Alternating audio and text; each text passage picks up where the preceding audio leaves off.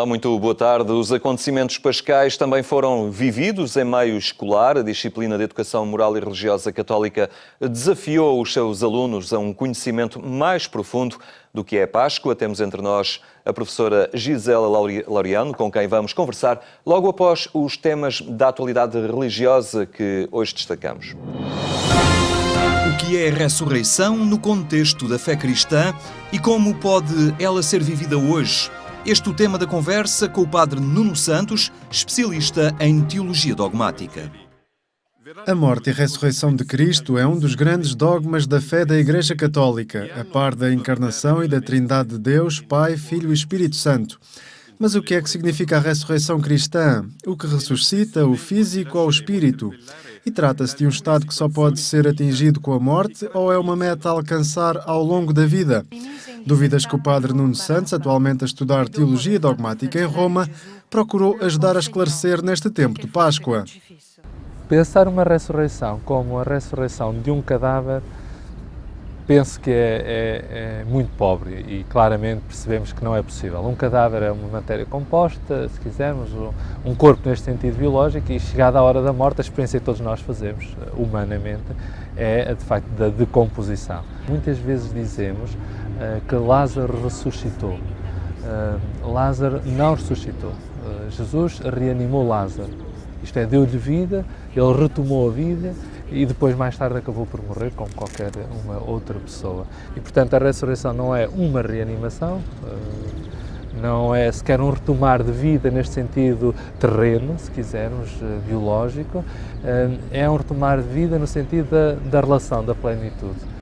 A ressurreição como a entrada da pessoa na plenitude da relação com Deus, algo que, segundo o padre Nuno Santos, pode começar a ser vivido logo a partir do batismo.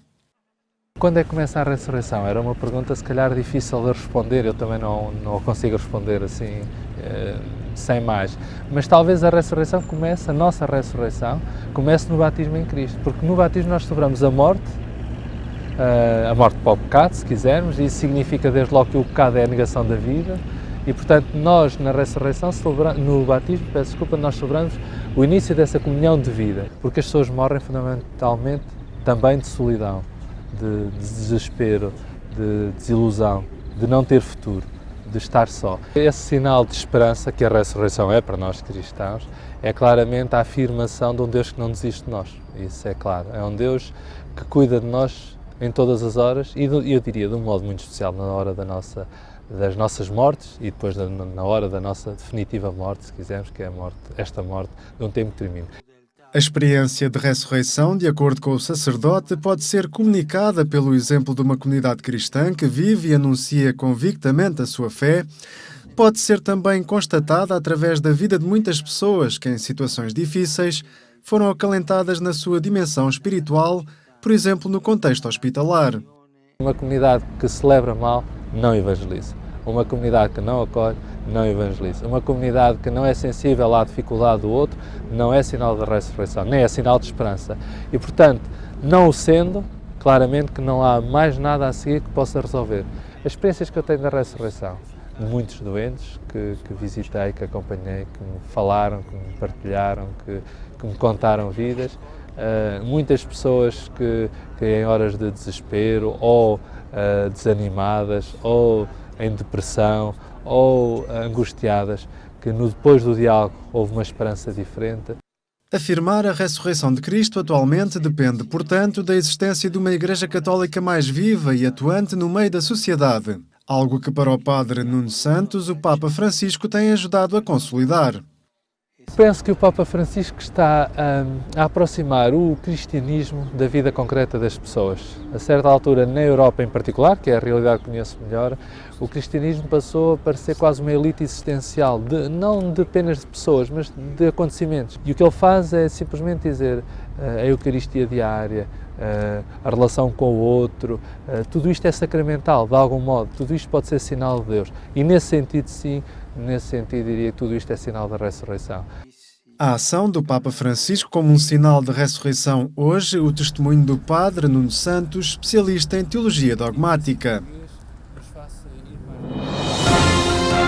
Encontrar na história sinais de ressurreição é o primeiro passo para ser parte do renascimento proposto pela Igreja Católica em tempo de Páscoa. Por estes dias em que a Igreja Católica assinala a ressurreição de Jesus, importa olhar a sociedade e aí encontrar sinais de vida. A religiosa Irene Guia acredita que os primeiros índices estão bem visíveis na insurreição de tantos cristãos que, perseguidos e mortos pela sua fé, não calam a verdade em que acreditam. Mas aqueles 21 cristãos egípcios que foram debelados, se a morte deles ficar como morte, então sim, não há ressurreição. Se nós não continuarmos a falar deles, um sinal da ressurreição é continuarmos a falar deles, continuar a tornar presente todas essas situações aqui neste mundo tranquilo e em paz, que temos o privilégio e a graça de poder estar a usufruir. Mas se trouxermos isto para o domingo, então a vida deles não foi vida sem sentido. Está a interferir nas nossas vidas e isso é ressurreição. A capacidade de não deixar que a indiferença tome conta da vida e remeta para o esquecimento os acontecimentos da história é o caminho indicado pela escrava do Sagrado Coração de Jesus e comentadora da Eclésia para melhor viver este tempo de Páscoa. Se eu alterar a minha vida, se eu alterar o meu coração, se eu me abrir a esta família, à fraternidade, se eu me abrir, estou a mudar. E ao eu mudar, à minha volta haverá mais paz e justiça. As vidas deles alteraram a minha. Sinais que no dia-a-dia podem tocar a vida de cada um e ser um motor de transformação. A ressurreição é celebrada nestes dias de alegria. São dias de renascimento para quem se dispõe a acreditar que a mudança está ao alcance de cada um. Dom António Francisco dos Santos está há um ano na Diocese do Porto. Vivências na primeira pessoa deste bispo nas Terras do Douro. Dom António Francisco dos Santos está a comemorar o primeiro aniversário como Bispo do Porto. Depois de alguns anos na diocese vizinha de Aveiro, este bispo já entrou de corpo e alma nas Terras do Douro.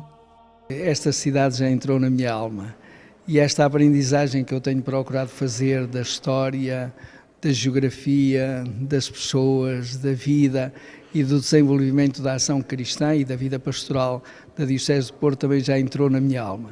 Agora, o que é importante é que eu consiga colocar a alma desta cidade e a alma destas gentes também no coração de Deus e na vida da Igreja.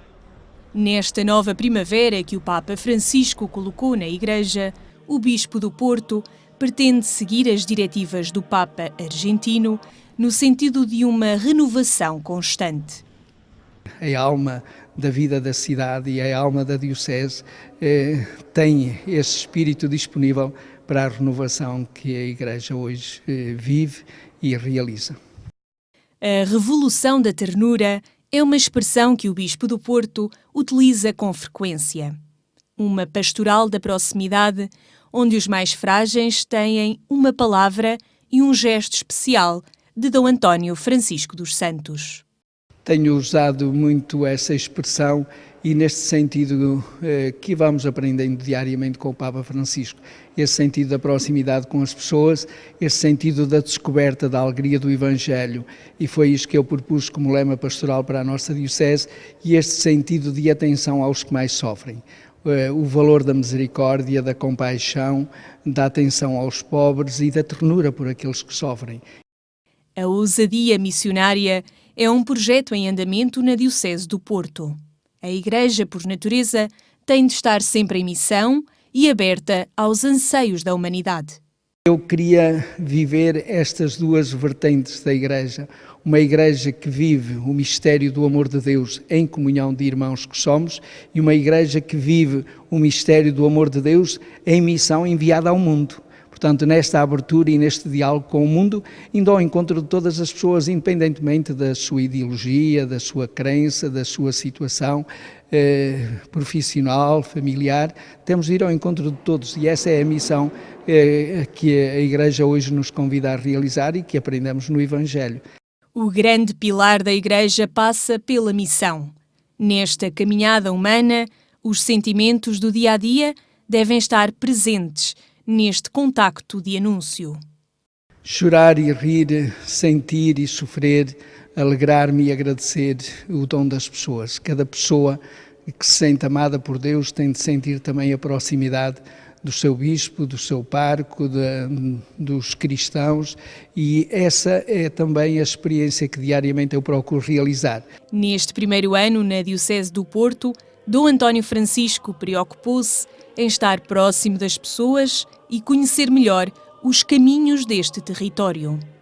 Foi um ano de preparação e de aprendizagem. Eu entreguei-me desde o primeiro dia à missão nesta igreja e nesta terra que é a nossa terra e a nossa igreja do Porto, e agora mesmo esta perspectiva da caminhada que eu propus à Diocese no Advento, para que a seguir se continue no Natal, e agora na Quaresma, para que a seguir se renove e se reavive na Páscoa, as 7 portas do nosso coração que queremos abrir à mensagem e à alegria do Evangelho, para depois reabri-las para ir ao encontro do mundo.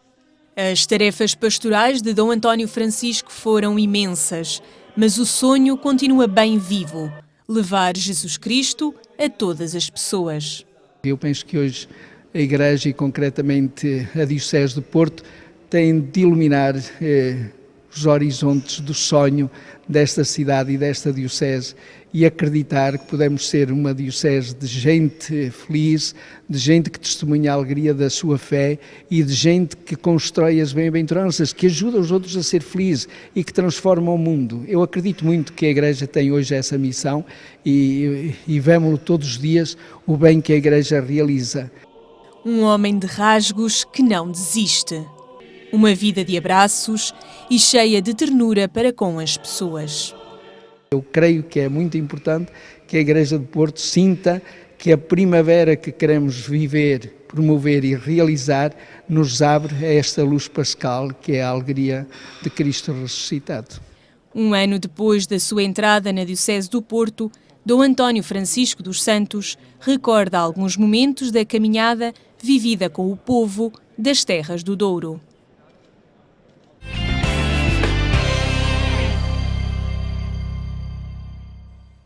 Pode acompanhar estes e outros temas da atualidade em agência.eclésia.pt. A Páscoa e a Ressurreição na disciplina de Educação Moral e Religiosa Católica. De que forma as novas gerações acompanham este mistério central do cristianismo? Gisela Laureano, muito boa tarde, muito obrigado por estar no programa Eclésia. Boa tarde. Então, como é que foi trabalhado e como é que trabalham ao fim e ao cabo? Porque esta é uma festa cristã anual, não é?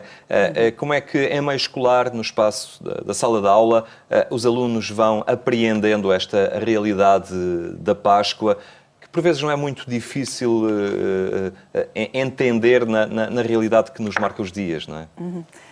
Foi e é trabalhado, não é? Já começou a ser trabalhado, nós agora estamos num período de interrupção para a celebração da Páscoa, exatamente, e vai continuar a ser trabalhado, dependendo dos anos letivos.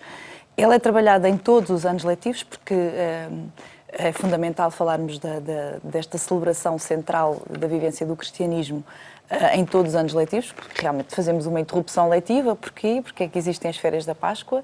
É fundamental falar do acontecimento central do cristianismo, a ressurreição de Jesus, mas depois em alguns anos específicos é trabalhada de forma mais aprofundada. Nos 3 ciclos, são os 3 ciclos que eu leciono, primeiro, segundo e terceiro ciclo. No primeiro ciclo, em particular, no segundo ano, é trabalhada a grande festa dos cristãos, a Páscoa.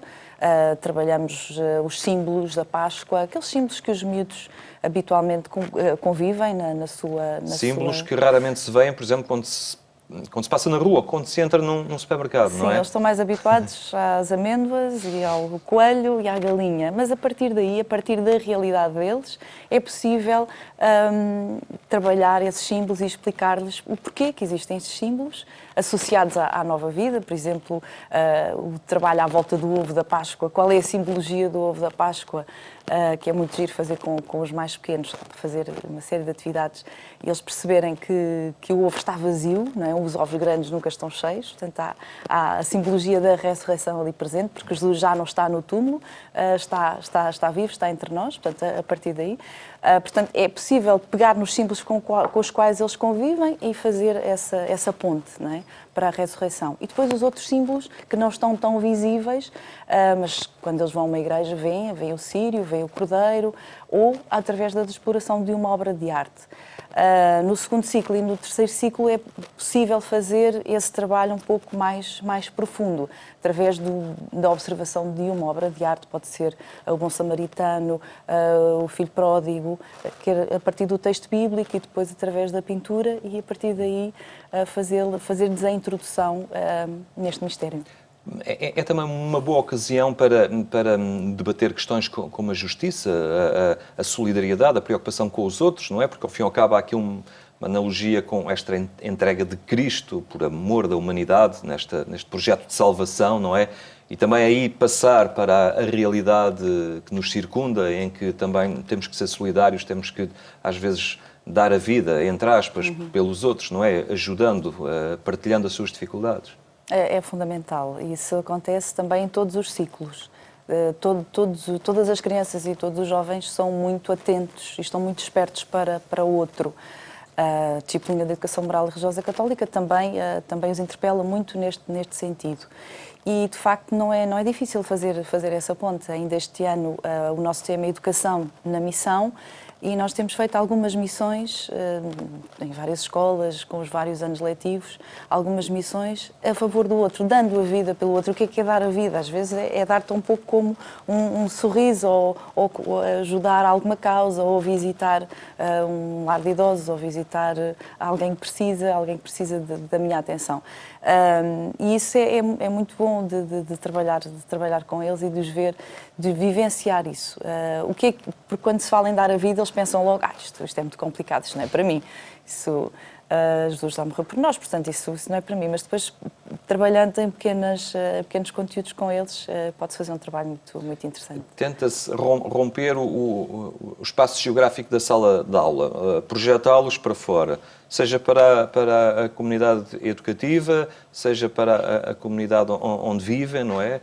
E levá-los a interagir, digamos assim, e conhecer realidades que os circundam. É fundamental. A escola não se pode fechar sobre ela mesma. A escola tem tantas competências para desenvolver dentro dela que tem que se abrir ao espaço exterior. E é no espaço exterior que eles colocam aquilo que aprendem na sala de aula, colocam em prática. Percebem onde é que têm dificuldades, o que é que têm que melhorar, o que é que têm que fazer melhor e enriquecem e crescem muito mais. Portanto, sem dúvida que as visitas de estudo neste sentido são um trabalho muito enriquecedor, ou até os trabalhos de pesquisa que eles fazem no exterior e depois trazem para a sala de aula para debater, para trabalhar.